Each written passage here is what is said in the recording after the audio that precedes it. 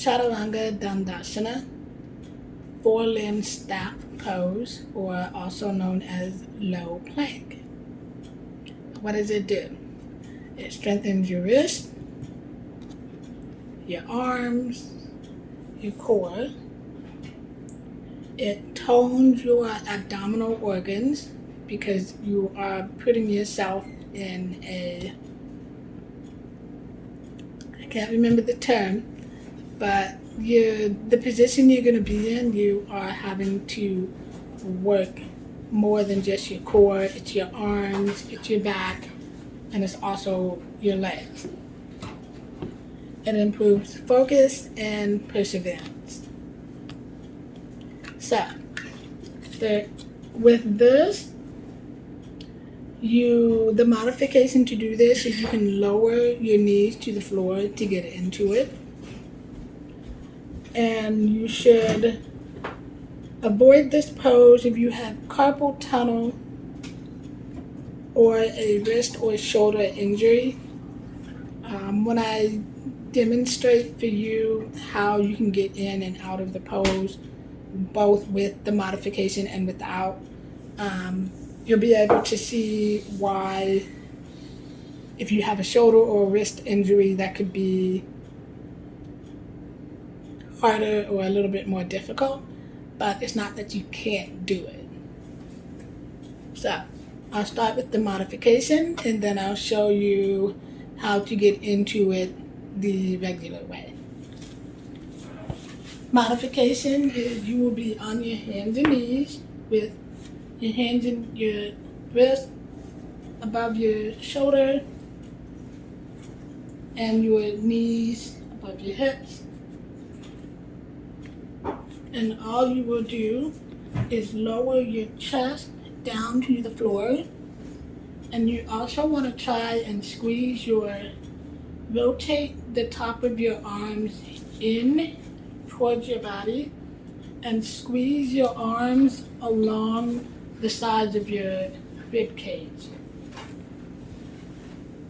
So you'll turn your arms in, keeping your fingers facing forward as much as possible.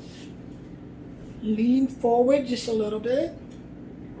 Bring your chest down to the floor. And if you can hold here, and then slide your butt down. Now, without the modification, more than likely getting into this pose, you will be coming from a downward facing dog, which, if you need clarification for reminding, downward facing dog is this one. Let me move up so you can see. Like this. But for now, we're going to start from a high plank. So a high plank is, again, wrap your elbows towards the back and you're on your toes like so. You will actually extend forward just a little bit onto the tips of your toes.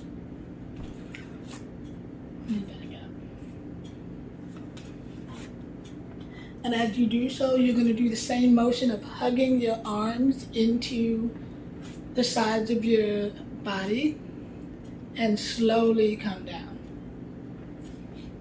Now, some people will say that this is a transition pose. Some people will say you can hold it.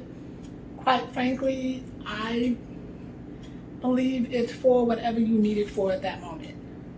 If you need it to be a transition, then allow it to be that. If you need it to be a position or a pose where you can challenge yourself a little bit more, allow it to be that.